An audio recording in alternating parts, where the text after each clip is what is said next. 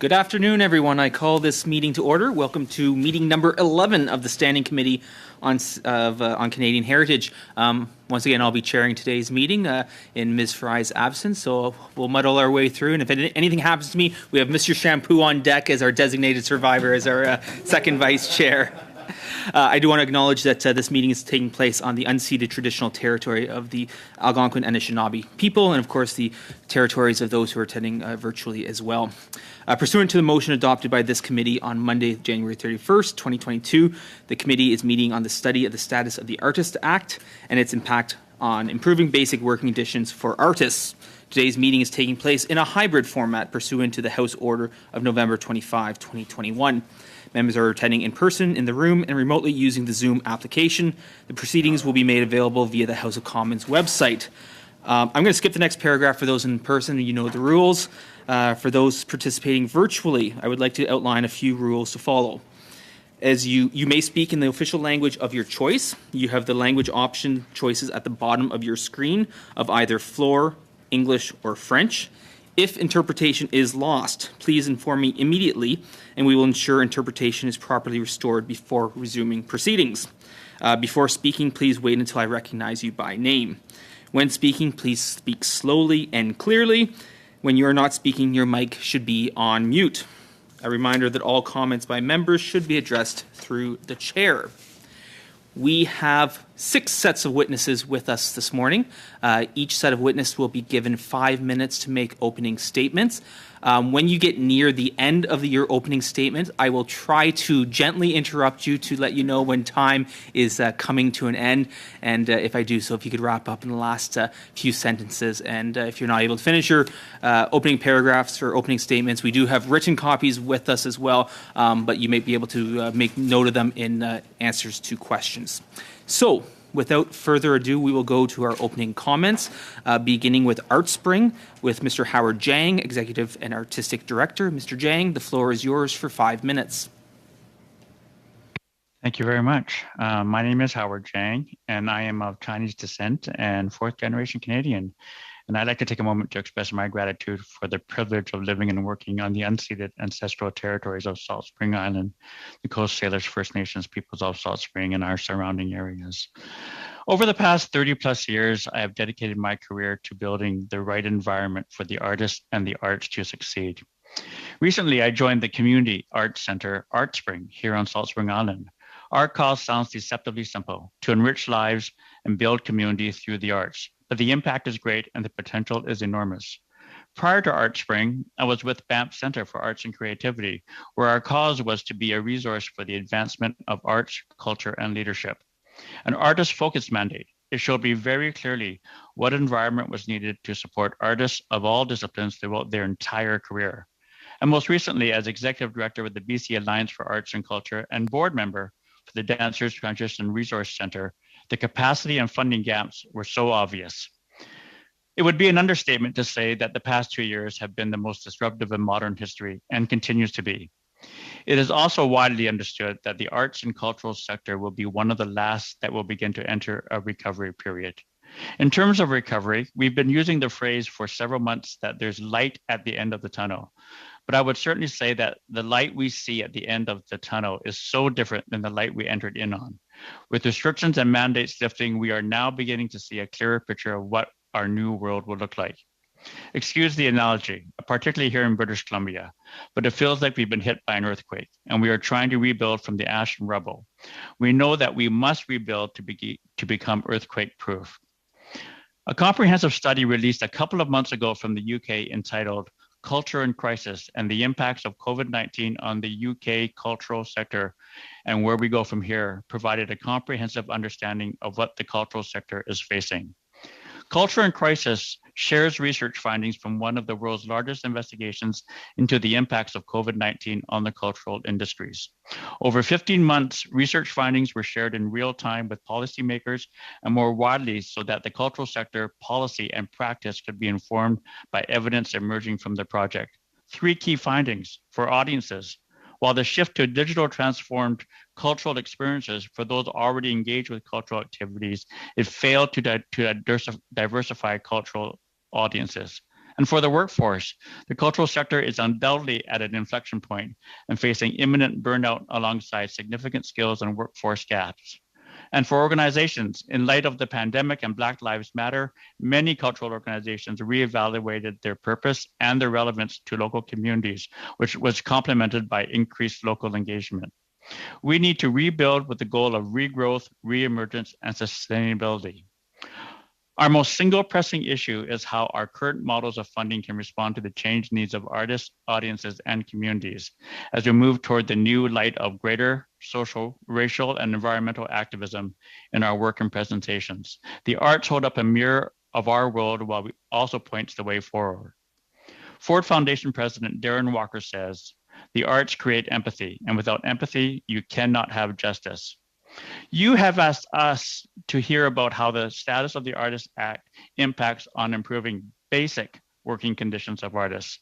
As it relates to the Status of the Artist Act, the primary focus is on working conditions, and the definition of an artist in the Act is as an independent contractor. In essence, part of the gig economy. The Act does not address basic needs. This much we know. The gig worker was the most disrupted part of the economy due to COVID-19. If you were to ask an artist how much money they earn, they will tell you in terms of monthly income, not annual, because making ends meet is the most pressing issue.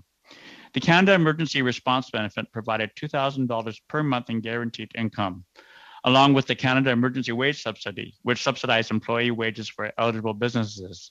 The fact that the government was able to provide this emergency support so quickly and with few bureaucratic hurdles for applicants proves that what is often deemed impossible is actually not. While CERB was the closest to Canada has come to a federal basic income program, it still left many out and was dependent on meeting a previous employment threshold. Here's how one artist put it: "COVID is the best thing that's ever happened to me. I was in a position I'd never been in before. I could make the work I wanted to make with no restrictions. The security put things in a different perspective." This is where basic income differs. Basic income programs are not tied to employment, and unlike welfare and disability assistance, they do not require constant monitoring to determine eligibility and deservedness. Recent examples in Ireland, Finland, and New York State give me hope that providing basic income is good for the economy and well-being. For example, Mr. Jang, sorry to interrupt. We're just at the end of your 5 minutes. You could just wrap up in a couple sentences and you can come back in questions. I can give examples of both Ireland and Finland and upstate New York. But addressing the income crisis will advance the recovery period of our sector, as I said, is last in line. Thank you for your time. Thank you very much, Mr. Jang. Next, we will go to Digital First Canada, and speaking today is Scott Benzie, Executive Director. Mr. Benzie, the floor is yours for 5 minutes. Thank you, committee members and chair, for allowing me to speak today. My name is Scott Benzie, and I'm the lead coffee getter of a new organization called Digital First Canada. Our main goal is to ensure that artists who choose digital platforms as a distribution model are heard and included in important discussions like these. I would like to say at the outset that I certainly don't speak for all digital creators. They are a far too diverse collection of Canadian storytellers, but I'm happy to lend my insight where it's valuable. I know the topic of this meeting is the Status of the Artist Act, and I promise to do my best to limit my statement to that act. I would like you all to ask yourselves one question when considering the act. Are digital first creators artists, and are they covered under the act? If you come to the answer that yes, they are, there are a few places in the act I would like to address.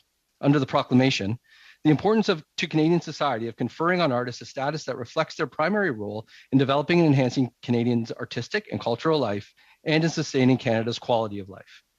The role of the artist in particular to express the diverse nature of the Canadian way of life and the individual and collective aspirations of Canadians. I think we would all agree that those are admirable. And I hope the government would in no way pass legislation that would violate that proclamation and decide which artists are more valuable. If you believe that digital creators are covered under the Artists Act, I ask you, are they also eligible for tax incentives, tax credits, average salary declaration, access to EI, and the other programs we are discussing here? Or do they have to be a member of an approved union, lobby group, or association to have your artistry validated? There are more digital creators in Canada than any membership of any organizations we hear from all the time in these meetings. But today, nothing in the Act covers the rights of the digital creator. Rights that should be protected with their platform partners, and more importantly, the right not to have the government intervene and decide what types of content should be discovered and what should not. The Act discusses at length the rights of artists when negotiating with producers, but makes no mention of the rights of artists who are their own producers, own their own content, and should have the ability to equally compete globally on global platforms. If you believe that digital first creators are covered under the Act, I invite you all to have some conversations with us before making decisions that affect us. Now, in turn, maybe you think digital first creators are not artists covered by the Act, and that's okay. Maybe you think digital creators are influencers and cat videos and young kids in their parents' bedrooms. I assure you they are not. They are filmmakers, documentarians, musicians, dancers, comedians, and the modern variety show, but they do not need your validation. If you believe that digital first creators should not be covered by the Act, you would agree that we shouldn't be writing legislation that would punish them under the cover of an Act that doesn't include them. Let me tell you what would be at risk. Canada is #1 on the planet in percentage of content that is exported around the world on YouTube. I'm going to say it again. They are #1 on the planet's second largest search engine. English and French, Indigenous and new immigrants, marginalized and silenced, and yes, sometimes even cat videos. Shout out to Oreo Cat on TikTok. Thousands of creators make a living and employ thousands of people. This is not a bunch of 18 and 19-year-olds doing very well. Great to see that we have some of that too. The next generation of Canadian creators are not waiting on permission or approval from media giants. They are launching their careers on open platforms. Creators have fostered the great Canadian cultural renaissance without an artist act, without a lobby group, and without a handout. If you don't want to support what we are doing and listen to us when it comes to making decisions that will affect our livelihoods, we kindly ask that you get out of the way. There's been a divide created between digital creators and more traditional artists, but it is a false one. We support all artists in Canada and hope they get everything they deserve, and we would love to help. We are all, in the end, just trying to find our audience. Digital creators just choose a different distribution model, one that relies on complex technical models and a global playing field. I would like to end on a positive note. Despite a pandemic, despite a lack of access to any government programs or funding, and despite being a relatively small country when compared to the machine to the south, there are more people around the world today consuming Canadian content, generating export and tax dollars, and exploring our culture direct from the mouths of Canadians than at any point in our history. And that should be celebrated. Thank you. Thank you, Mr. Benzie. And next up, we will hear from the Directors Guild of Canada, and that will be delivered by Mr. Dave Forget, National Executive Director, and Samuel Bishkoff, Public Affairs Manager. Gentlemen, the floor is yours. Thank you very much. Good afternoon, everyone. Thank you, Chair, Vice Chairs, and members of the committee. My name is Dave Forget. I'm the National Executive Director of the Directors Guild of Canada. With me today is Sam Bischoff, Public Affairs Manager. We appreciate the committee's invitation to present DGC's comments on federal status of the Artist Act and its impact on working conditions for artists. The DGC is a national labor organization representing key creative and logistical professionals in film, television, and digital media industries. Today, we have over 6,000 members covering all areas of direction, design, production, logistics, and editing.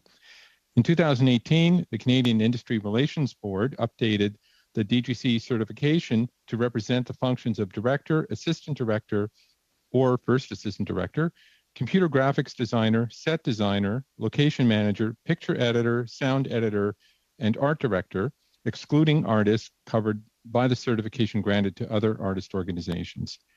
First enacted in 1992 and substantially revised in 1995, the federal status of the Artist Act is directed at improving the economic and social status of professional artists. But in practice, this federal legislation presents a number of limitations. While its purpose is to establish a framework to govern professional relations between artists and producers, our experience as a labor organization is that it's not achieving its initial promise. At the moment, the only group represented by the DGC that is covered under the Act are directors and assistant directors working on National Film Board productions. The Act does not have the reach to cover most self-employed creators working on film and television production. The reality is that federally regulated employers, such as CBC or other private broadcasters, no longer typically hire DGC members directly under contract as they used to. Instead, they commission content to be produced by independent producers who in turn enter into contracts with the DGC members under a DGC collective agreement. Therefore, in practice, only a very small proportion of DGC members are working under the jurisdiction of the Act. Nonetheless, we do have some experience working with the Act and have some comments on how the Act is functioning for artists working under the National Film Board production contract. First, the status of the Artist Act lacks effectiveness and provides little provisions to reach a scale agreement. In practice, even when a party is willing to negotiate, additional issues may arise. It has been difficult, for example, for the Guild to conduct a complete negotiation to secure both the initial and subsequent agreement with the National Film Board. Our initial agreement took over 5 years to negotiate, and our subsequent renewal agreement, just recently ratified by our director members, took over 2 years. For this reason, the DGC recommends including a provision in the Act ensuring binding arbitration for a first contract, as is currently the case in Quebec's Status of the Artist Act, as well as in provincial and federal labor codes. The benefits to artists derived from the Act are only available once an agreement is secured. Keeping in mind the precarious nature of working conditions, any delays in the process only further negatively impact the artists. Any measure that would ensure meaningful bargaining would be a significant improvement. Moreover, even in such a clear example as with the National Film Board, in our experience, whenever the NFB collaborates with a co-producer, often the co-producer becomes the engager and the agreement falls to the side, meaning all the protections that have been negotiated, collective rights, minimum rates of pay, contributions to a health plan and retirement plan, among other things. Of course, this also further diminishes the effectiveness of the Act. Furthermore, we've noted in our experience how much technology redefines the work of artists and their categories. This prompts the need to make the Act more flexible and responsive to technological change. It's become necessary to update the definition of what an artist is and simplify the recognition process. The DGC recommends updating the Act's definition and language to move beyond traditional filmmaking into more digital spheres of audiovisual endeavors. Based on our experience, we hope we've provided some practical recommendations for improvements that would serve to strengthen the Act. Members of the committee, I want to thank you for your time. Samuel and I would be pleased to answer any of your questions. Thank you very much, Mr. Ferget. Notre prochain intervenant. Our next speaker is Éric Lefebvre with the Quebec Musicians Guild. Mr. Lefebvre, the floor is yours. Good day. My name is Éric Lefebvre. I'm Secretary-Treasurer of the Quebec Musicians Guild. First of all, I'll tell you a bit about our association. We have about 2,600 members. They're conductors, musicians, arrangers, and musicians who perform other functions, everything that would fall under the category of professional musician. We are branch 406 of the American Federation of Musicians. We represent all professional musicians in Quebec under federal and Quebec Status of the Artist Act. We negotiate collective agreements and framework agreements with producers in all areas of production. We understand that the Act applies generally to federal institutions such as and other broadcasting undertakings under the jurisdiction of the CRTC.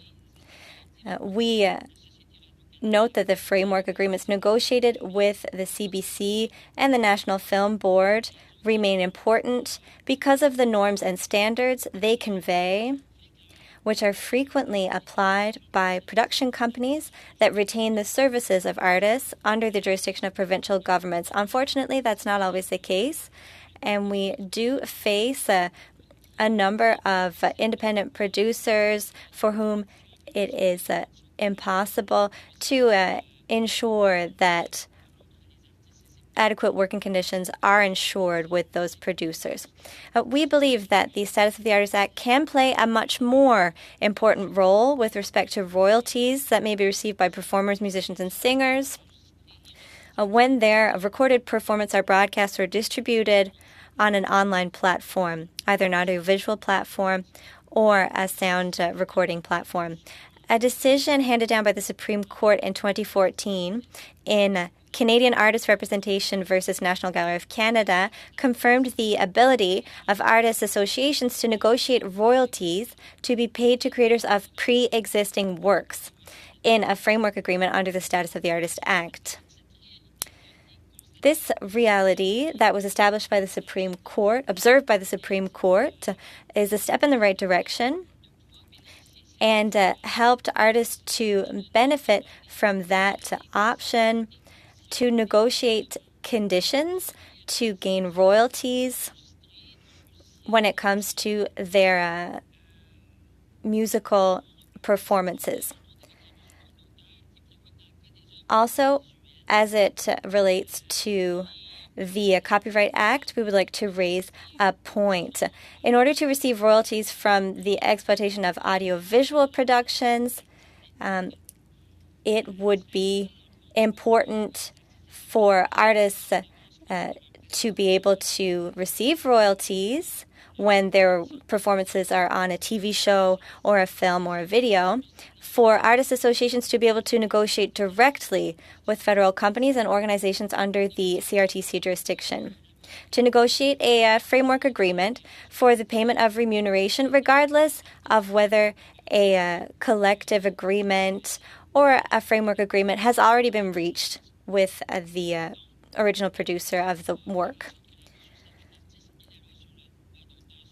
So these two acts, copyright and status of the artist, should be complementary. As it relates to negotiating royalties and framework agreements, the Copyright Act was amended in 1997 and in 2012 for performers. However, this did not alleviate our concerns as it relates to performances by our members, musicians, and singers. There is a part of that act that stipulates that artists lose their copyright acts when their work is lent to an audiovisual production. And with respect to that, it is important that the Status of the Artist Act allow for negotiation and payment of royalties for the use of a film, video, or television program, whether it is broadcast or shown online. In 2018, we appeared before your committee to express our concerns, which unfortunately have not changed since then. Creators and artists continue to be impoverished, and obviously the pandemic didn't help artists to earn a living off of their art. The Copyright Act, as it is currently worded, does not allow for improvement to their remuneration. Either the structural changes in the music industry initiated by Google, Amazon, Facebook, Netflix, and Apple mean that the middle class of musicians is now becoming a poor class of artists. Mr. Lefebvre, if you could conclude your comments in a few sentences, please. Yes. So we propose to the committee to provide in the Status of the Artist Act for artist associations to have the ability to negotiate terms of use that would be in respect of online platforms and other platforms. Thank you very much, Mr. Lefebvre. International Center for Art and Social Change, Art for Social Change, and that will be delivered by Judith Marcuse, and the founder and director. Ms. Marcuse, the floor is yours. Thank you so much. Thank you for inviting me today. I'm 75, an artist, producer, educator, and consultant working here in Canada and abroad, most recently with the World Health Organization in Geneva on the arts and well-being in relation to the UN's Strategic Development Goals. I've been involved with arts policy questions over some 5 decades. Today, I'm taking a wide shot about the well-being of Canadian artists, and it should take 5 minutes and 25 seconds if I speak correctly. Pre-pandemic, professional artists in Canada earned 46% of the median income of all Canadians. The incomes of BIPOC artists are significantly lower. According to Hill Strategies, 72% of professional arts workers are independent gig workers. Some 94% of all arts funding in Canada goes to the largest arts institutions, opera, ballet, symphonies, museums, etc., leaving 6% for the rest of the sector. The Canada Council for the Arts is Canada's largest grantor. These are just 3 statistics, but they speak to the ongoing struggles of most artists and their organizations simply to survive. Many are predicting that there will be reduction and triage of government spending soon, putting the sector and its artists in further jeopardy. On May 7th last year, some 50 arts organizations and art service organizations signed and sent a letter titled Reframing the Arts to the then Heritage Minister Guilbeault and 44 other officials. It proposed a fresh, more inclusive approach to arts and cultural policy, including better recognition of community engaged arts. This is a sector of over 400 professional arts organizations and hundreds of independent artists who work with and within communities in every corner of Canada. We have yet to receive a response to that May 7th letter. Some thoughts to share. We need an inclusive scan of Canada's whole interconnected arts ecology, a multi-layered mapping. It would collate existing data and fill in the gaps. The last full national survey was carried out by the Massey Commission in 1949, 70 years ago. The landscape has changed radically, and policies that impact artists need to respond to today's realities. I advocate for a universal basic income. Basic income programs for artists are currently running in Ireland, Finland, and New York State. Ireland, by the way, also provides pensions to their artists. A model of guaranteed income in the form of CERB has been a critical economic survival mechanism for artists during the pandemic.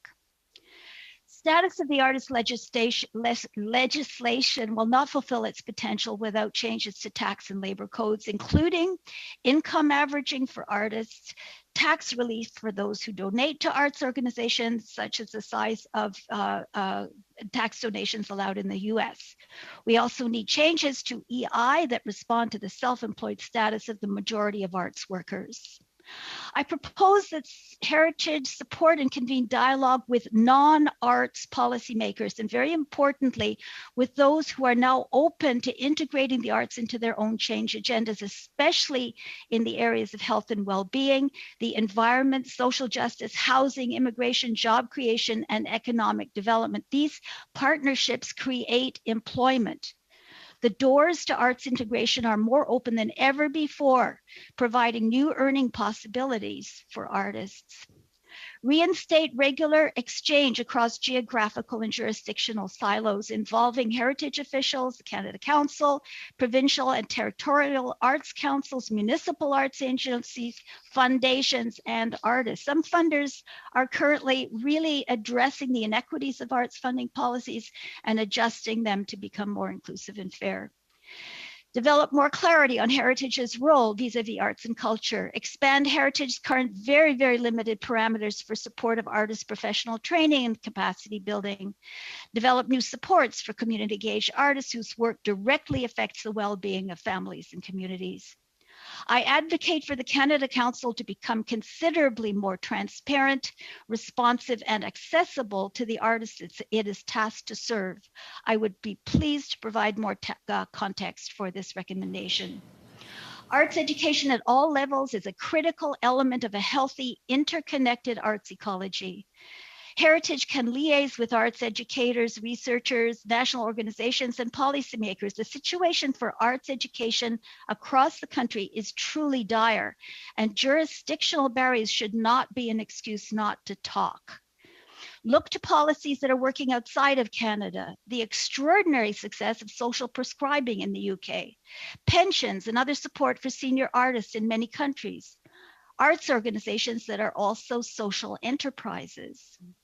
It's a long list. And to end, critically now, for the well-being of artists, define how we reframe arts and culture policy, not as something separate from us, but an essential creative element in all our lives, a way to imagine, co-create, and nurture connections and possibility and solutions, even across difference. I believe that support for the rights and well-being of our artists is core to the well-being of our country. Thank you. Thank you, Ms. Marcuse. And our final panelists this afternoon are the Screen Composers Guild of Canada, and that's Mr. John Welsman, President, and John Rowley, Vice President. The floor is yours. Thank you, Mr. Chair, members of the committee. It is my distinct pleasure to appear before you today to discuss the status of the Artist Act. My name is John Welsman, and I'm President of the Screen Composers Guild of Canada. With me, as you just heard, is John Rowley, Vice President of the SCGC. SCGC is certified under the Status of the Artist Act to represent all Anglophone screen composers and producers of music for audiovisual services in Canada. SCGC's members create musical scores and background music for original television and film productions. They work with other members of the creative team to conceive and develop the sound of the production. They write and perform the music, sometimes in collaboration with other musicians and performers. Screen composers embrace the latest in digital technologies to oversee every aspect of the engineering, mixing, and editing of the sound recordings. They synchronize the music to the picture and deliver individual musical components to the production's mixers. And they adjust and amend the score as required by the media producer. When a media producer engages a Canadian screen composer for a project, it triggers one point under the Key Creative Points system used by CAVCO and the CRTC to determine whether a screen project officially qualifies as Canadian content for regulatory and taxation purposes. Over to you, John.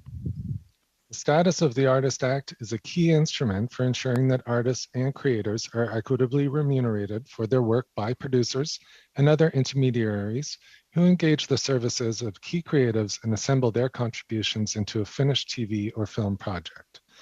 SCGC members are the only points generating key creators in the Canadian content system without a collective agreement with the Canadian Media Producers Association.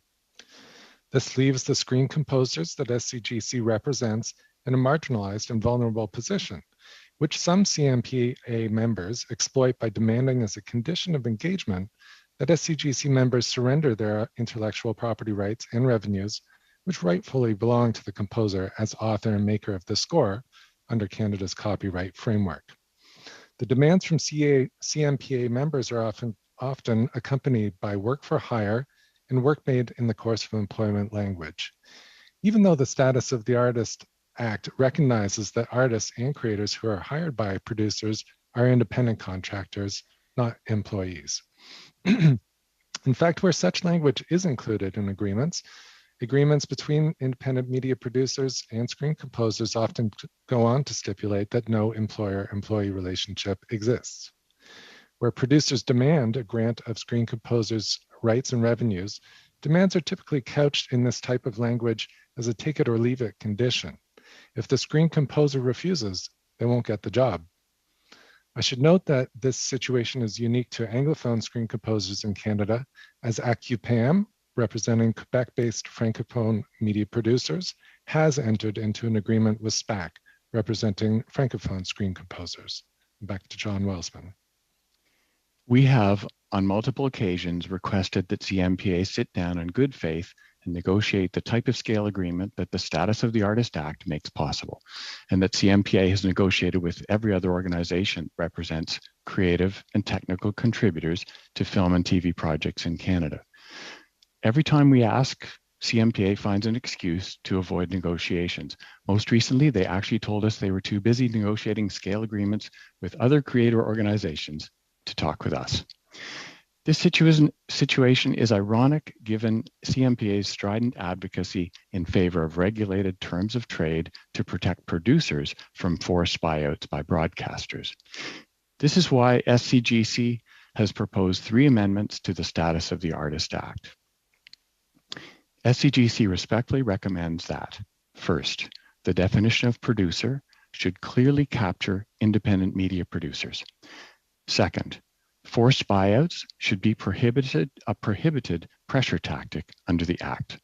And third, the Act should make explicit the board's authority to order arbitration at the sole expense of the recalcitrant party. We thank the committee for the opportunity to be here today and look forward to answering any of your questions. Thank you very, very much. That concludes our opening comments. We'll now move into our rounds of questions. The first round will be from each party for 6 minutes each, and we will begin with Kevin Waugh from the Conservatives for a 6-minute round. Kevin, the floor is yours.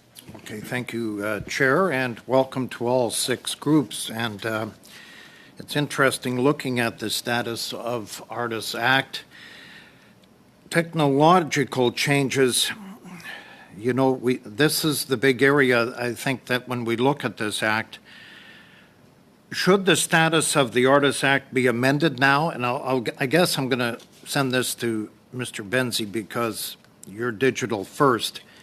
And we've seen so many changes in the last number of years, and the technological changes where people are getting their information and, you know, getting their entertainment has certainly changed in this country and in the world. So can I just start there first? You know, should the status be amended for the technological changes that we're seeing today in the world?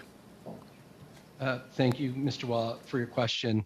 The truth is, it's not that easy.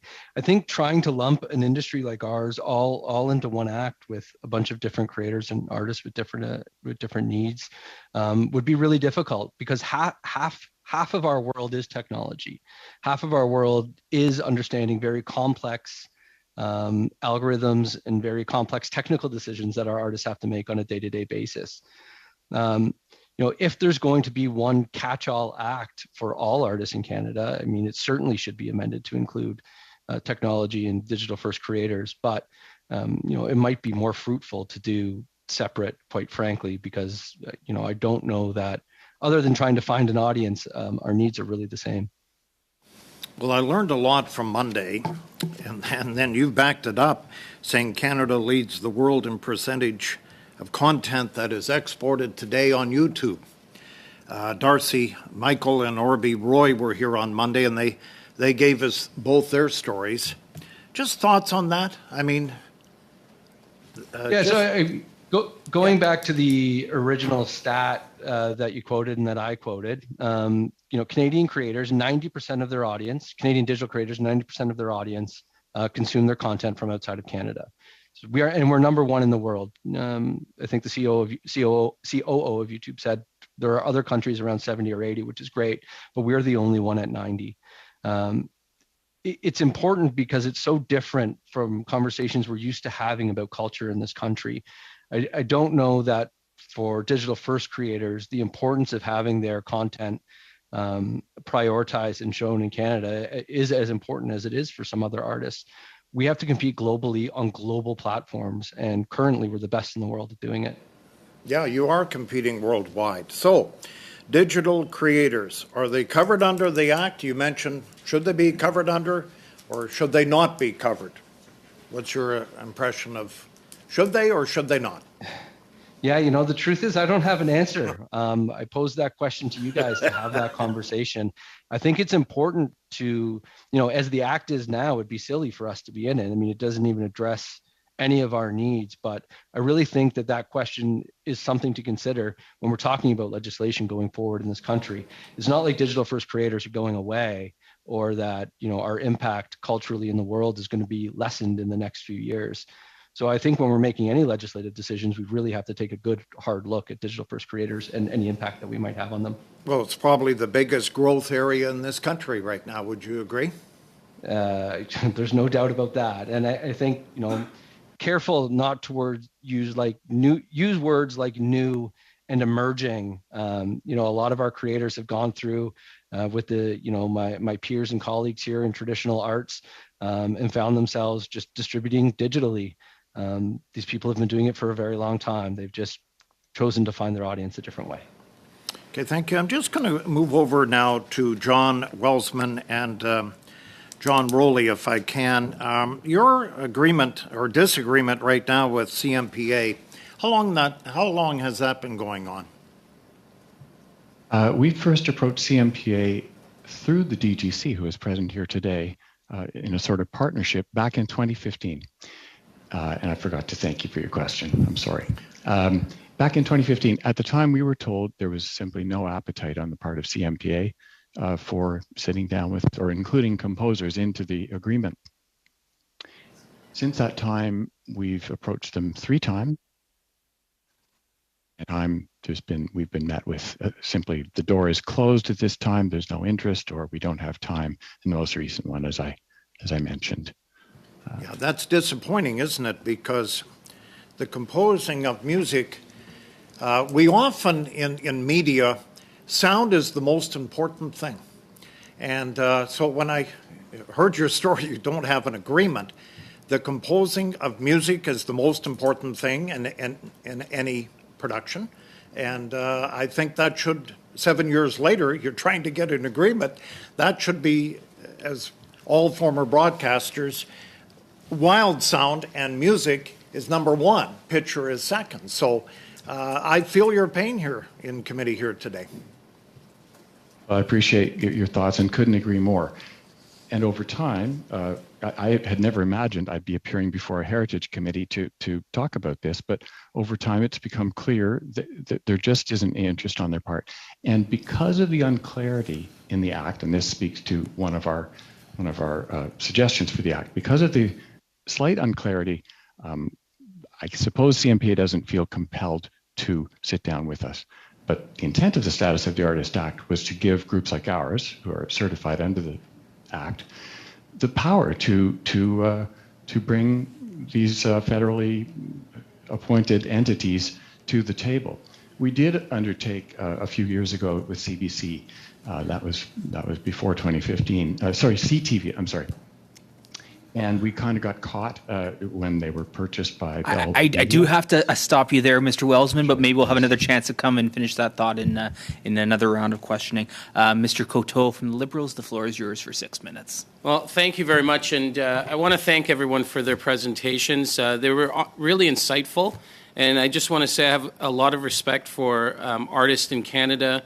You promote Canadian culture, you maintain our identity, and especially during this time period, coming out after COVID, it means so much. So thank you so much for everything you do. I'm going to continue with you, John, if you don't mind, Mr. Welsman.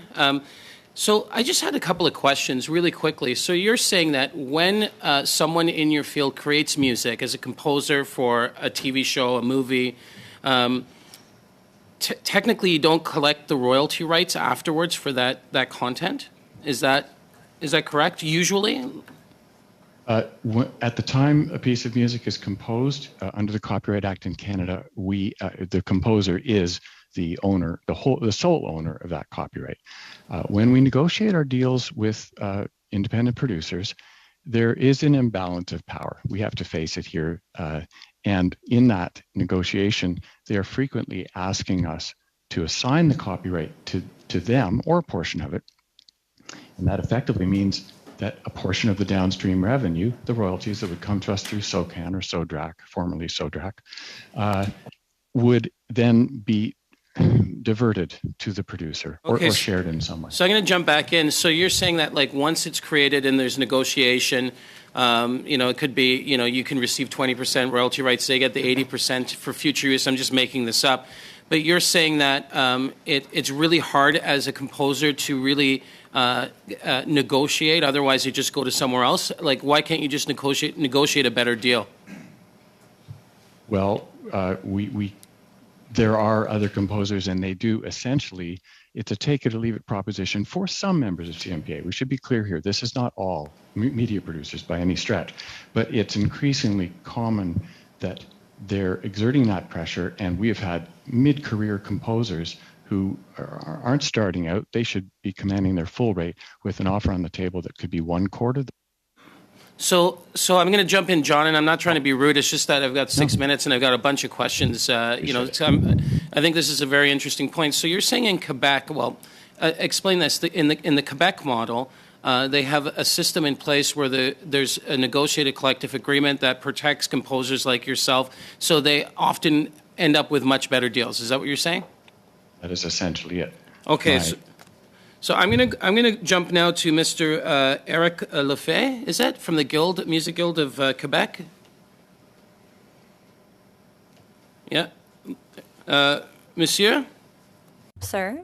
Oh, Oui. Yes. bonjour. Good day. Merci pour votre Thank you for your presentation. French is not very good, so I'm going to use the translation if that's okay. I just wanted to ask you a question. The negotiations that take place in Quebec, usually it's for all types of different types of benefits. Does it range from pensions to different type of health benefits, etc., or is it just specifically contract work? Ça dépend avec quelle. It depends which association the producers are negotiating with. But for an example, with musicians, the only advantage that's negotiated about is a pension fund.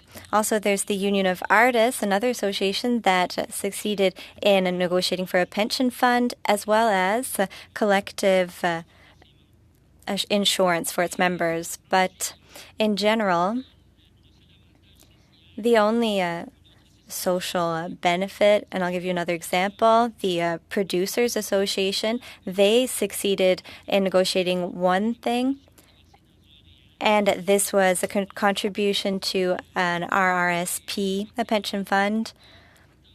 But as a general rule, there are not so many artist associations that succeed in negotiating these worthwhile fringe benefits. It's the exception to the rule. Right. How much time do I have left, Mr. Chair? A minute and a half. A minute and a half. Thank you so much, sir. I'm going to go back to John, if that's okay, from the Screen Composers Guild of Canada. Is there ever been an attempt to are there models out there where there's cooperatives or guilds that look to come together within your sector to negotiate, or do you have to go through the larger organizations like the CMPA, I think it's called? If I may, my counterpart has a legal background. I'd like, if he would, to answer that question. And we have please. 1 minute left, I think, maybe 50 seconds. Yes, thank you so much for the question.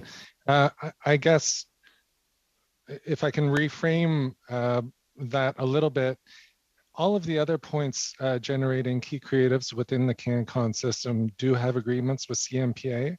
CMPA represents all of the Anglophone independent media producers. So it really is the organization which the other key creatives have their agreements with. That's certainly where the screen composers would want to have their agreement. I would love to have a follow-up meeting with the both of you if you have some time in the future. So thank you for your time. We would appreciate that. Thank you. Thank you very much. Thank you. Thank you, Mr. Coteau. Monsieur Champoux, vous avez la parole. Mr. Champoux, you have the floor for 6 minutes. Thank you, Mr. Chair.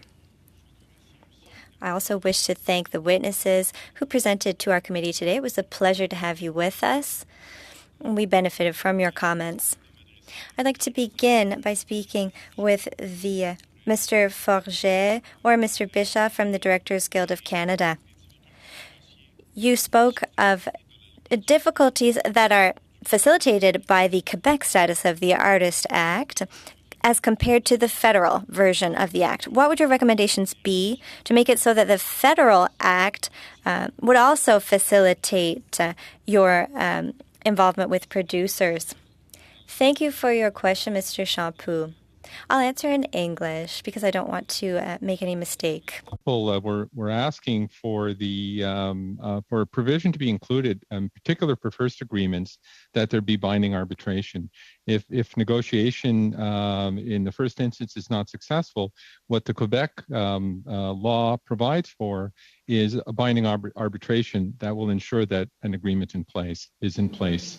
We don't have that benefit on the federal side, and the result, as you see from our testimony, was that our first agreement with the NFB was 6 years in the making, and our recent renewal of our agreement, which we're glad that we concluded an agreement, but it did take 2 years to do. Merci. Thank you. I would like to put the question to Mr. Lefebvre, because you also made comments on negotiation. What does this bring to mind to you, this ask by the Guild? Answer. One of our asks was regarding not only the first agreement, but also for subsequent agreements. It was a heavy ask. We were asking for arbitration, and that would require lawyers to represent each one of the parties. As an example, we negotiated with ADISC, which is the association that represents Quebec producers. We called them discs. They produce discs or records. And our interaction with them finished in 1996, and we were never able to renegotiate that agreement. So we have been dealing with that Quebec Association for decades, the ADISC, Record Producers Association. So yes, mandatory arbitration is one of the solutions. Also, as regards the Provincial Act, there are a number of gaps. For example, on the definition of a producer. And we saw this with the Federal Act too. As an example, take broadcasters who have independent TV programs and then go on to hire artists. The independent producers under the Federal Act are not covered, as far as I understand, because the Federal Status of the Artist Act, it pertains to broadcasters at the federal level.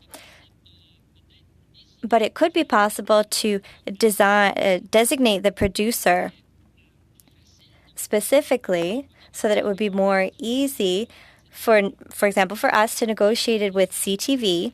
It would be mandatory for them to negotiate with an artist association. As it stands now, there is no responsibility for negotiation, and they wash their hands of it. That's the answer we often see.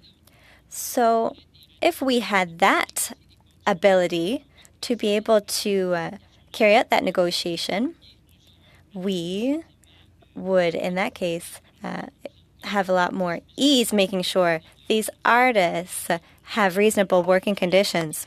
Question. You mentioned broadcasters, so this brings me to a comment that you raised, and you've been raising since 2018 regarding online broadcasters.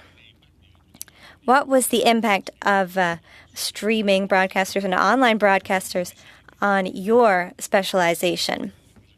And also, once Bill C-11 is adopted, how will it correct those shortcomings?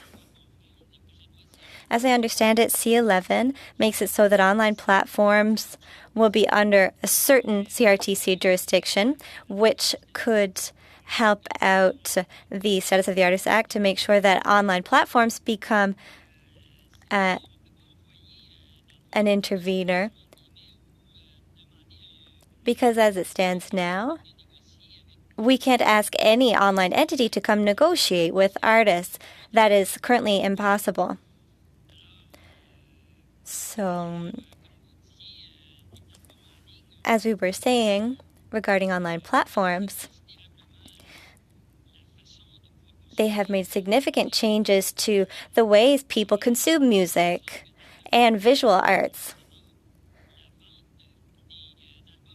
And the sale of physical records took a nosedive, along with a significant chunk of the revenues that was generated by the music industry at the time.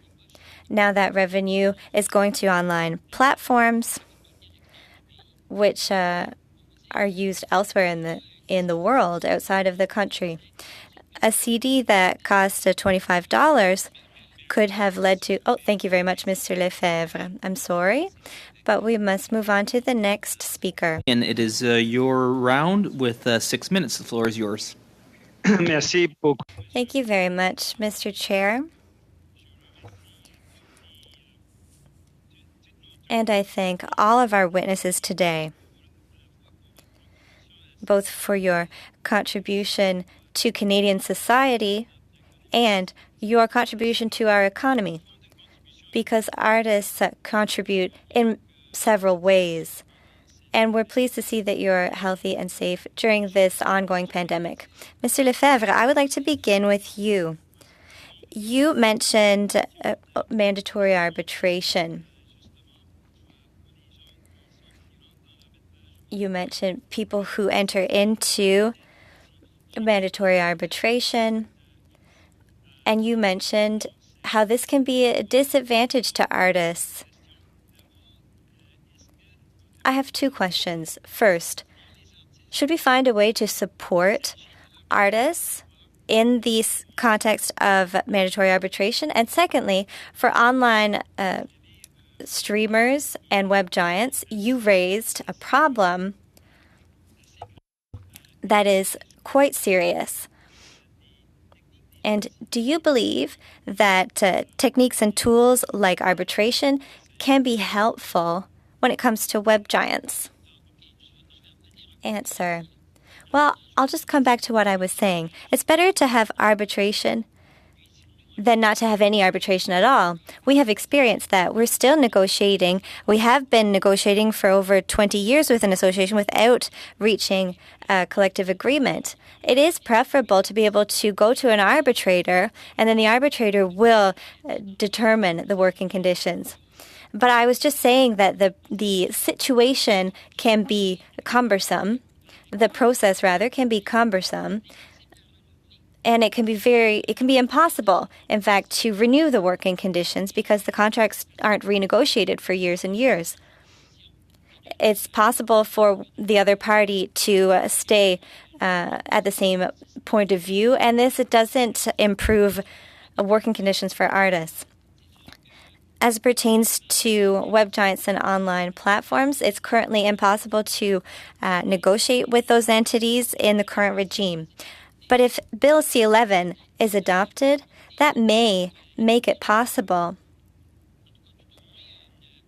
to, at the very least, create a dialogue, open a dialogue regarding remuneration for the use of not only works, but also the use of performances to make sure that artists can receive remuneration for use of all content found on an online platform. Thank you very much. And of course, I'm a New Democrat.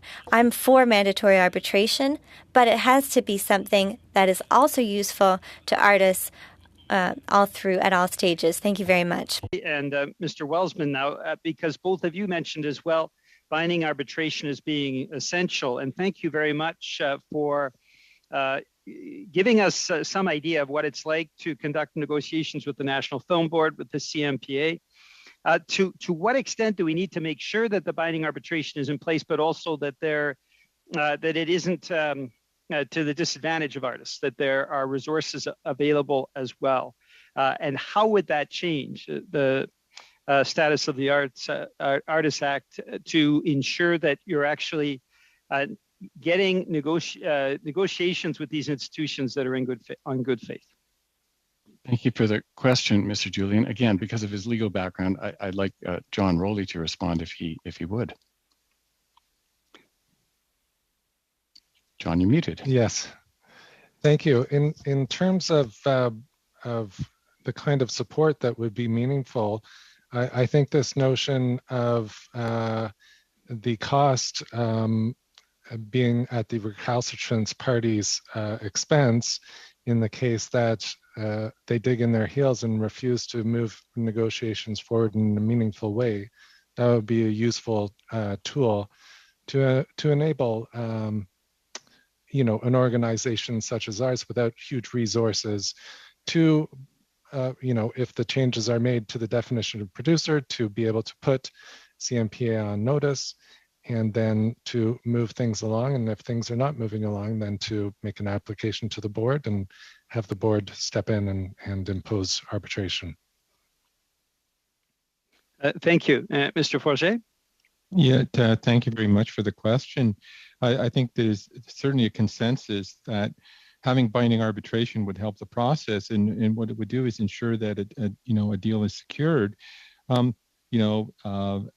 With regard to the costs, all of those are issues to be considered. But maybe I could frame it this way. The prospect of binding arbitration might be the encouragement that some parties need to come to the table and bargain meaningfully and arrive at a deal. The prospect of binding arbitration might be the thing that ensures that a deal gets made in the old-fashioned way with it coming together. Thank you. It certainly would be helpful. Thank you, sir. Thank you. And I'll ask the same question to Mr. Benzie. With the global platforms, with the web giants, would not having the ability for binding arbitration, would it not be helpful for the folks that you represent? My initial reaction is no. Are you suggesting that individual creators negotiate with their online platforms? I'm suggesting that it pushes the online platforms to actually provide an adequate income or return to artists. Again, a really different and difficult question for people in our position. Digital creators cover everything from people making $2 a month to people making $1 million online. The ability for each individual creator to arbitrate with an online platform is impractical. And then do you want them to arbitrate with each individual platforms who all have different discovery models? There are easier solutions to problems with online creators. And I do have to end it there, Mr. Benzie and Mr. Julian. Thank you for that round. We will now move on to our second round of questioning. This is the 5-minute and 2.5-minute round. I'm going to be very tight with the timing on this round because we do have a limited time and want to get through the whole round. So we will start with the Conservatives, and that's Rachel Thomas for 5 minutes. Rachel, the floor is yours. Mr. Benzie, I want to direct my question at you. I want to thank you for being here, Mr. Benzie. I believe that it is important for us to hear about digital first creators because it's something that definitely not given enough space or time to within Parliament. And certainly these are individuals who are helping to shape the culture of our country. You've outlined in your remarks that, of course, digital creators are punching above their weight, and I think deserve a great deal of celebration in that regard. At the last committee, we were able to hear from Darcy Michael and Orby Roy, who both came forward and shared their success stories, which was very inspiring for us. During his time, Darcy Michael expressed some concerns with regard to Bill C-11, the Streaming Act, and if it should pass, the fact that it would have quite detrimental consequences for him. Of course, the same would be true for Ms. Roy and many other digital first creators as well. Mr. Biddle at that time berated Mr. Michael here at committee, however, wasn't satisfied, I guess, and so took it to Twitter. And on Twitter, accused Darcy of parroting misinformation about Bill C-11, direct quote. And so I guess what I'm wondering from you, Mr. Benzie, is, you know, you're someone who has reviewed Bill C-11 in depth. You're someone who I believe and quite evidenced that you're an authoritative voice with regard to digital first creators in Canada. Can you provide some further insight? Will C-11 impact digital first creators or will it not? Yeah, thank you, Mrs. Thomas. Addressing the first point about creators coming to committee, I'd like to thank the committee actually for having us involved finally in these discussions.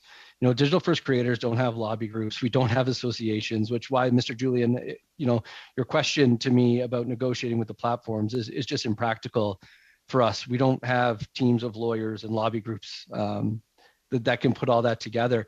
You know, for those creators to step forward and tell their stories, I think is really important. And I think it's important for everybody to hear them because things are changing in our cultural world. And I'm hopeful that they'll come back. And I'm hopeful that we're treated with the same respect as my other colleagues here on the call going forward. And I think that's all, you know, I'll really say about that.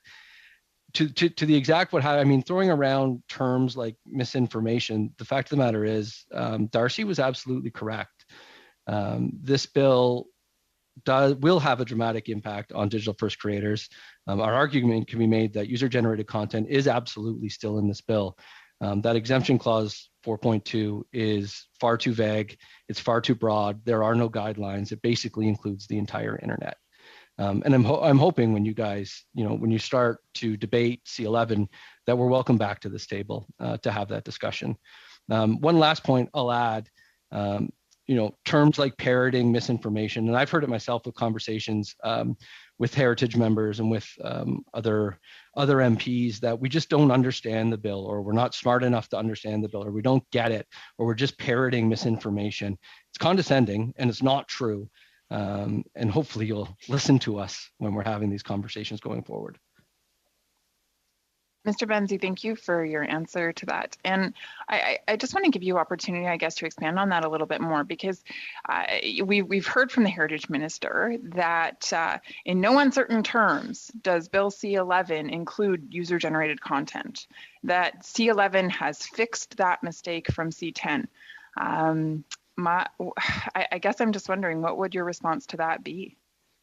Well, it's not true. And I don't want to attribute everything to malice, because sometimes it's just ignorant and not understanding. Our world is very complex. So, 4.1, as the minister has said, excludes social and digital content. 4.2 in that bill brings it all back in. The framed sandbox, as he called it, that will give the CRTC jurisdiction over that bill is actually the Sahara Desert. I think the first point in that exclusion is any content that directly or indirectly generates revenue. That's the entire internet. That's everything. Because even if creators are creating something that they're not making money on, platforms are running ads against it. So it's generating revenue. Anything that has an internationally recognized code is literally any piece of musical content that's ever been produced has a grid code. So if my niece is singing a Shawn Mendes song in her basement, by the letter of the bill, that would be covered. That could be covered, with CRTC discretion in the bill. I really just, I think that the minister and the team have said a lot of great things about the bill. To my colleagues, I think this bill is important to you. There's just this issue about digital first creators and user generated content that doesn't need to be in it. Thank you, Mr. Benzie, and I'm sorry we do have to leave it there. But next up we do have Tim Lewis from the Liberals for a 5-minute round. Tim, the floor is yours. Thank you, Mr. Chair. I want to thank all of our witnesses. This has been extremely helpful to hear. I would like to start with Mr. Zhang. We haven't heard from him from the beginning, but he really set the tone. You know what? Something you said, Mr. Zhang. You said artists don't say how much they make per month, per year. They say how much they make per month. And as a musician, my whole life, that really resonated with me. And I actually would set goals how much I needed to make each week. So because what bills got paid that week. So I wanted to set the stage. We talked about it today. The median income for artists is almost 50% lower than all of Canadian artists. The volatility, especially in the performing arts section, which we would be very aware of, as we've heard that repeatedly. And it's not because people didn't want to work; it's because they couldn't work. And we've also heard that most artists don't have any of the social benefits, the paid vacation time, sick leave, maternity or paternity leave, supplementary health care through an employee or any kind of retirement or pension. And then yet at the same time, about half of the artists are self-employed. So you have seen your performing arts center has so many different sectors. What extra challenges do you feel all of those factors have for someone whose career was precarious before the pandemic and now faces a sector that admittedly you said was going to be one of the last to recover? What can we learn from supports and what can we do moving forward? Thank you very much for the question. And, I focused on basic income because one of the words that jumped out for me when you were asking us to appear was talking about the basic working conditions, and the word basic is actually pretty critical.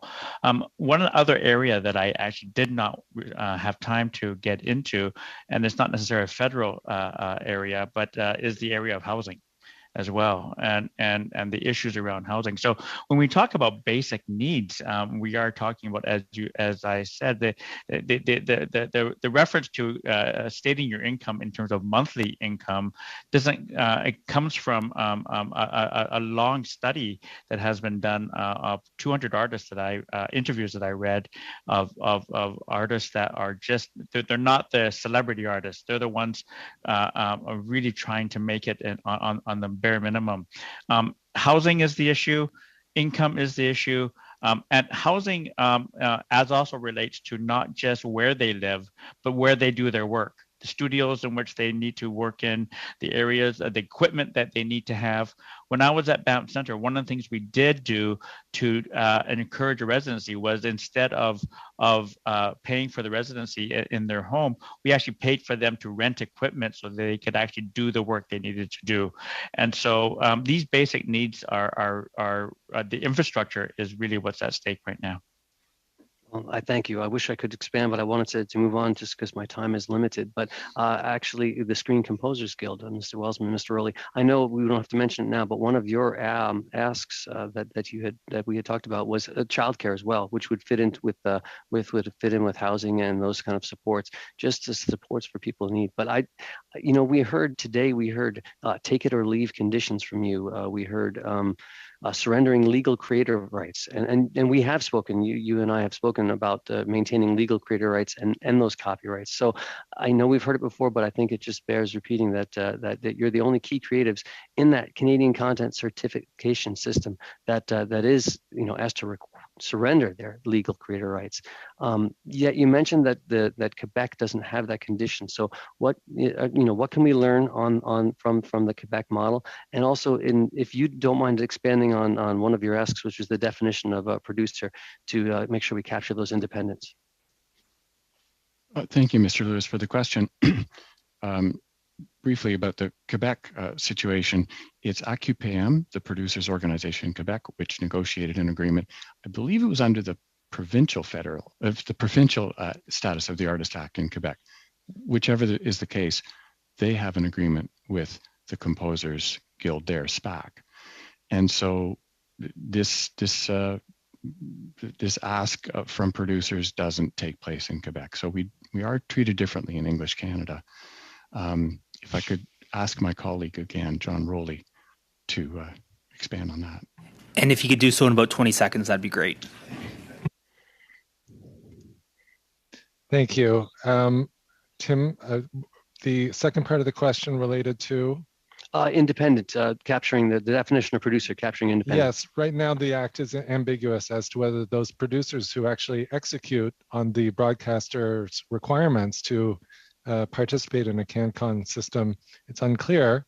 We believe they're captured, but we would like clarity in the act to make sure that it's clear that they are and that we can put them on notice to negotiate.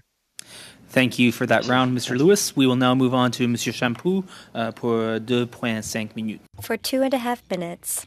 Thank you, Mr. Chair. I'd like to speak with Mr. Benzie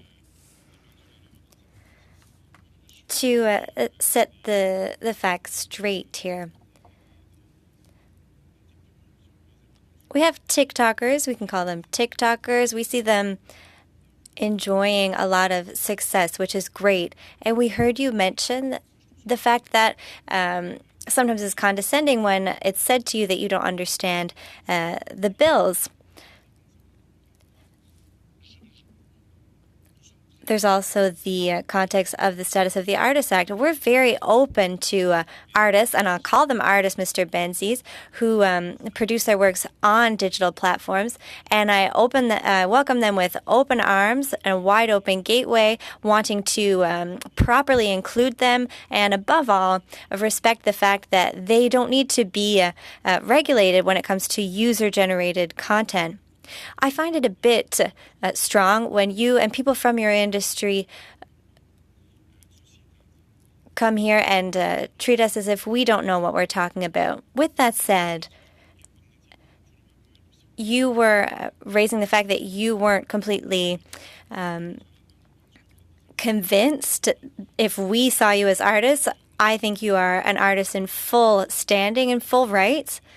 And I think you should have the right to have the power to negotiate with platforms.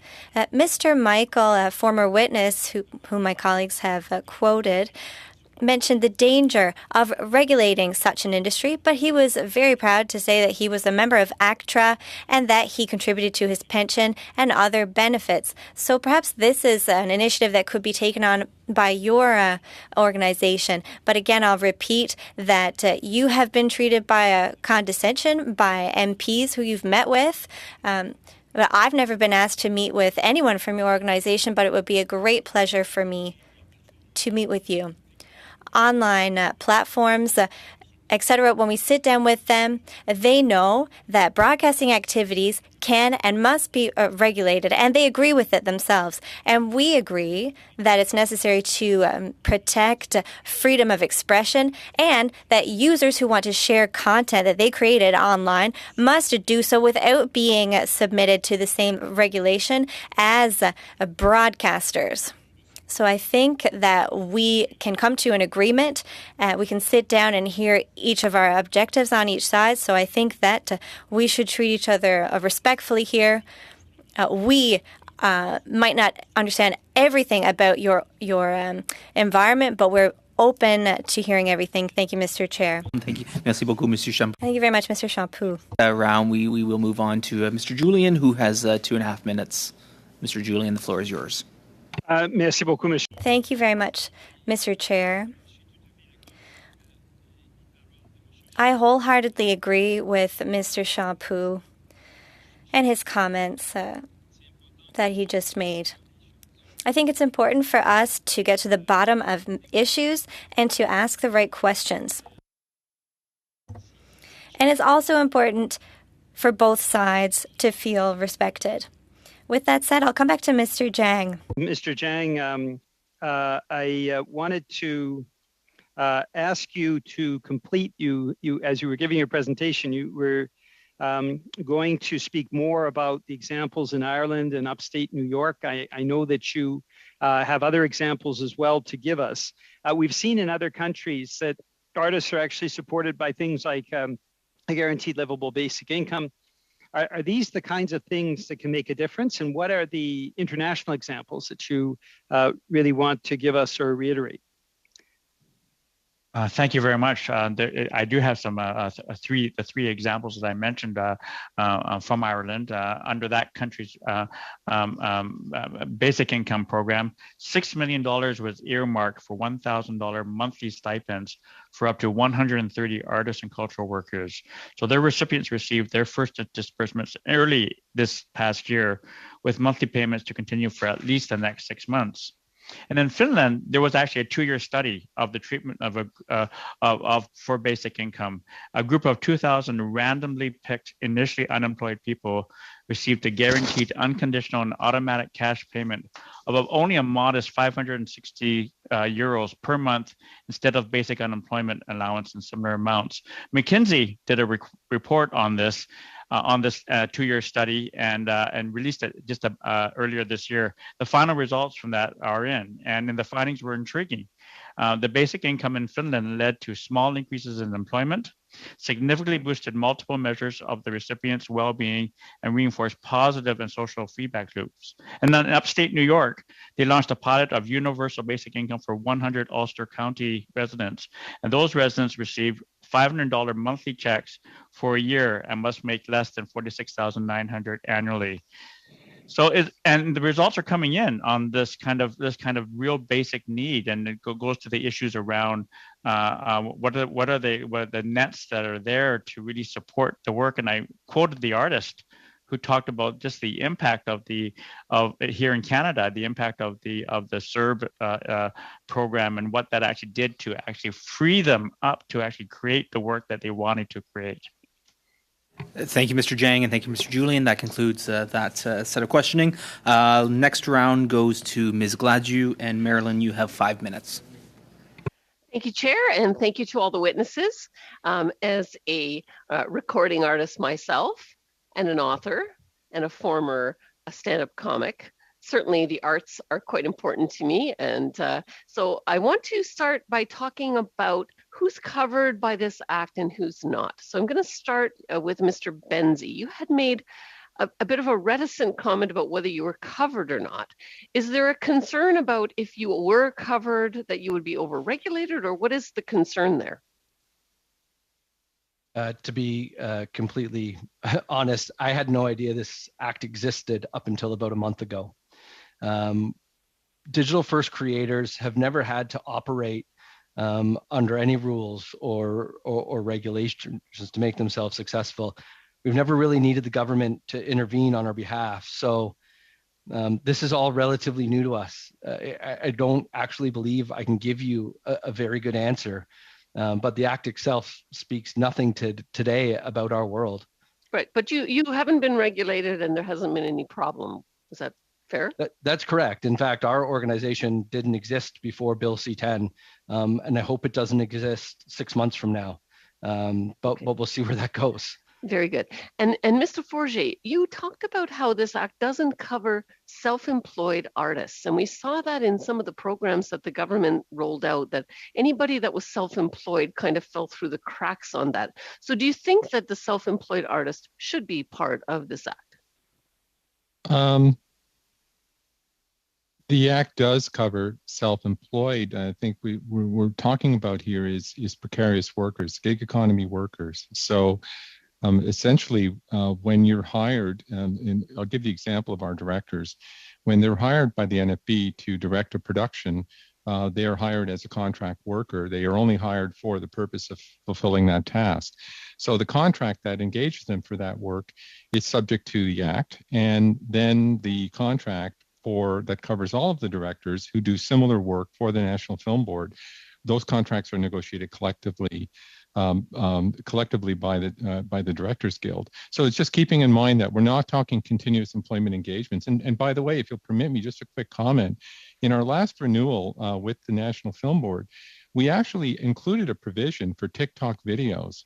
They're really short form videos that would be exhibited on platforms like TikTok. We call them for shorthand TikTok videos, but they could just as well be on YouTube. And so the NFB recognized that this is a form of short form content, but they clearly seem to recognize that the artists who are working on content that will be exhibited on those platforms are artists and are subject to the legislation, provided that the employer, in this case, the employer is the National Film Board. If it was the CBC hiring someone at arm's length to do the similar work, they would also be subject. So I just don't want to make it, I'm trying to make it less complicated. Those artists, in our view, we don't represent them, but in our view, they are creative artists and they should be covered. They certainly should be covered by the same protections that we provide for other artists. Excellent, thank you. Monsieur Lefebvre, Mr. Lefebvre, you spoke about artists and the differences between someone who creates audio works and others who create video, television, and film productions, etc. And they lose their copyrights. So what can the federal government do to rectify the situation? Well, simply repeal the Section 17 of the Copyright Act. It's that simple. It's a provision that makes it so that performers, when they agree that their performance can be part of a film or a television program or a video, they agree that the rights that the artist holds over that performance can no longer be exercised once that performance is included in a cinema or television or film production. And moreover, and this is a different topic, Canada is not yet signatory to the Bay James Treaty, which pertains to artist performance being included in these audiovisual works. It's a treaty that was signed a few years ago, and it might be worthwhile for Canada to sign on to it and to ensure that copyrights are in compliance with this international treaty, which will give more rights to artists. Thank you very much. The floor is yours for the final round of questioning for 5 minutes. Thank you very much, Mr. Chair. To Mr. Benzie, we're dealing with organizations under the Status of the Artist Act, and they're transparent organizations. Like these organizations that we're dealing with, was there an election for your position to be representing digital first creators? No, there wasn't an election to my position. Our organization is generally about 3 months old. Okay. We're working through all that now. We're new here. Okay. I just realized I had to register as a lobbyist. Okay. Will your members be allowed to vote on positions that the organization takes? Yeah, when we formalize the board, yes. That paperwork's currently sitting with PR departments of different organizations, but we don't have functional members. Like, we're not making people pay to join our organization. Okay, that's fair. We're really just providing information as best we can back to the creators themselves, because, like I said, they don't have a lobby group. Okay, and as an advocate for them, have you advocated for better compensation for digital first creators? Yes.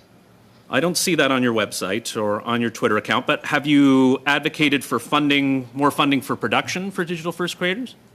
Yes, many times. I guess I don't see that on your website either or on your Twitter account.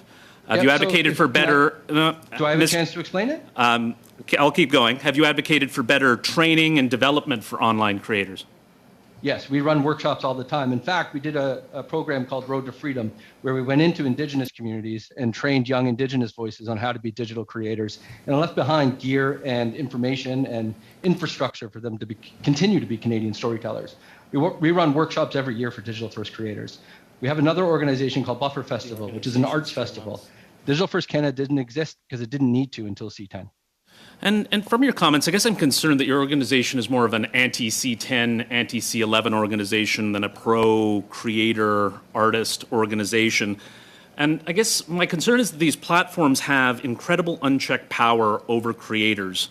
So these are some of the largest companies in the world. And looking at your website, looking at your Twitter account, both for you personally and for your organization, it is absent anything except for C10. So I guess my question is, everything's hunky-dory with these major corporations and no changes are required? Because that's what's coming through loud and clear from your silence on social media and on the internet. Yeah, no, absolutely not. And if you would like to have a separate hearing on all our issues with the platforms, I'm happy to have it. Right now, we're aligned. We seem to be aligned on an issue, which is crazy. I'm normally arguing with platforms on behalf of digital first creators and have for 10 years. Happy to have that conversation with you anytime you want to give me a call, send me an email, have a meeting. Well, I'm happy to have that meeting. It's been fairly combative between you and I the last few days or so. And does your I'm guessing this is a purely volunteer organization. You're part in this. You're not receiving any funding from tech companies in regards to this organization? Is it called volunteer if you're actually sinking your own money into the organization? You tell me. me. I'm kind of paying to run the organization. Buffer Festival started 10 years ago out of the Canadian Film Centre. We started a not-for-profit called the Buffer Foundation to train Indigenous youth on reservation and teach them how to become storytellers. Coming out of that, COVID hit and then C10 hit. And we realized that there needed to be an organization to speak for digital first creators because they were about to get railroaded. So we built C10 as a creator-led organization. That's very, very good. And it's incredible work for only 3 months having done that. But again, where is all this advocacy that you're talking about? I can't find any of it online in terms of the work you're doing, the criticisms that you have, the inequity that exists. Even in speaking with Mr. Michael and Ms. Roy, there was significant difference in the compensation models that they were experiencing. And you seem silent. Again, it just seems to be an anti-C11 platform that you're coming here on. So right now, this piece of legislation will have a dramatic effect on almost every creator that earns a living online. So yes, we are absolutely laser focused on Bill C11. It is a problem. Okay. By the way, I also have a day job. This is something I'm doing for passion and something I believe in, which is why I'm doing it. I don't have lawyers. We don't have lobby groups or associations or paying members. We're just trying to speak up for a bunch of entrepreneurs that have earned their money online and don't want to be regulated by the government. Thank you so much. Thank you, Mr. Biddle. And that does conclude our rounds of questioning. I do want to thank all of our witnesses. I would like to thank all of our witnesses today. It was an incredible meeting. Thank you very much. Go on with the rest of your days and enjoy the rest of the day, and thank you for your time. You can now disconnect. Committee members, if you could just stay on the line and stay in the room. I'm not going to suspend. We're not going to go in camera if that's okay with everyone within the committee. Just stay in public just to do our quick couple items of committee business. So we'll just pause. We won't suspend. Okay, I think We're back to committee members only. So we did leave our meeting on Monday without a decision on hearing from certain tax experts on this committee. There was some recommendations made by the Library of Parliament, so it is up to the committee if we invite additional witnesses, specifically on the tax side of things. So I would look for direction from the committee as to what the preference is. Ms. Gladue, I see your hand raised. I think, we've heard that there's an issue, and so we should get some advice from those in the know and perhaps a variety of opinions. There's usually a diversity of thought on these things, but I certainly think that would be fine. Yes, Mr. Waugh. Mr. Waugh and then Mr. Shampoo. Well, definitely Canada Revenue Agency should be invited. I mean, that's first and foremost out of all the guests that should be invited. And maybe the Canada Industrial Relations Board, the CIRB, those two. If we could get those next week, it would be great.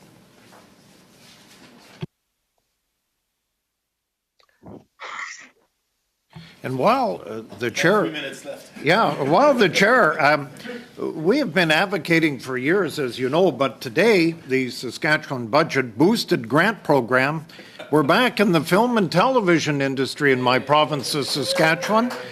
So they gave them $8 million. So come to Saskatchewan, make movies, please. That's right. And I know Kevin's been talking about that in almost every meeting we've had over the last six months. Just a comment, the CIRB is already invited, and so they will be attending. Mr. Shampoo? Mr. Shampoo, I'm getting at the same issue as my colleague Kevin. Yes, I think it would be very pertinent for us to invite experts in cultural tax. So these have to be individuals who are used to working in that specific sector. It's a unique sector, as we all know. And I know this might be at the last minute, but we submitted proposals of Quebec tax experts. I know we mentioned Quebec tax measures for Quebec artists. It might be worthwhile for us to invite Quebec experts who could guide us in our reflections on what the federal act could look like. Thank you. Okay. And any other comments? And I know Ms. Fry did send me an email. That was her comment that we should hear someone from Quebec who has the expertise in that side of things. So the recommendation has been made from Mr. Shampoo, from Mr. Waugh, representatives from the CRA, someone from representative from Quebec cultural taxation industry. Is that Ms. Thomas? I missed your hand there. Yeah, thank you, Chair. I guess I'm just wondering why maybe Chair, you could help me understand why we would hear from Quebec tax experts. Sure, Ms. Thomas. I would just say that I believe in the original motion it did include the comment of tax measures, and specifically related to Quebec, they have an income averaging program through their taxation system, which doesn't apply at the federal level, so be fairly unique to the Quebec experience. I think that'd be why it would be specific, or in this case, specific to Quebec. If Mr. Shampoo agrees, if that's my interpretation of the motion. And my other question, Chair. Yes, go ahead. I'm just wondering then. So we've agreed to 4 meetings for this study. Are we still on track to complete it within 4 meetings, or are we looking to expand? I would ask the clerk. I believe we could still do it within 4 meetings. It's entirely at your discretion. So what you've thank you. I have currently the Canadian Revenue Agency and 2 individuals proposed by Mr. Shampoo. So if it's the will of the committee, we're anticipating, sorry not to steal your thunder, Mr. Chair, but we're anticipating the CIRB and the Canada Council for the Arts on April 4th, along with the department, which means we will be having a meeting with 2 panels in it. So currently you've proposed 3 organizations. If you like, I could try and have the tax experts on the same day as the department if they're available that day. and then that would leave 6 witness positions open for Wednesday, March 30th. I do have more people on the witness list than 6, but I have about 10, which means that now I would actually have the ability to still fill the meeting most likely, even if I have some refusals. So if the committee likes that idea, then I can certainly pursue that. Chair? Yes. I guess I'm just wondering then, the conversation that we're having today with regard to these witnesses, does that mean that we're knocking other witnesses off? Because I know that I have a number of witnesses, and I'm sure others around the table perhaps do as well, that haven't yet made it to this committee. I think if I'm interpreting the clerk right, we have about 10 witnesses remaining and about 6 spots, and that would probably take up the full 6 spots, assuming that there's always a number of witnesses who are unable to make it and decline the invitation. So I think we wouldn't be not inviting anyone who's been proposed. Would that be correct, Madam Clerk? We'll just wait a second for confirmation there. Yes, there will be some witnesses who are on the list who would not end up getting an invitation, but as far as the witnesses submitted by your party, I've contacted everyone. Okay. So if there's a consensus from the committee, we'll go ahead with that suggestion, the names that have been proposed. I see consensus. The clerk also would like to make a quick comment about committee travel. No? Oh, just sit right here. The clerk has a brief announcement about committee travel. So there's no announcement about committee travel. We're not going anywhere, ladies and gentlemen. We're staying here. Do not leave. Okay, well, with there being no further business, if there's nothing further, this meeting is adjourned. Good job.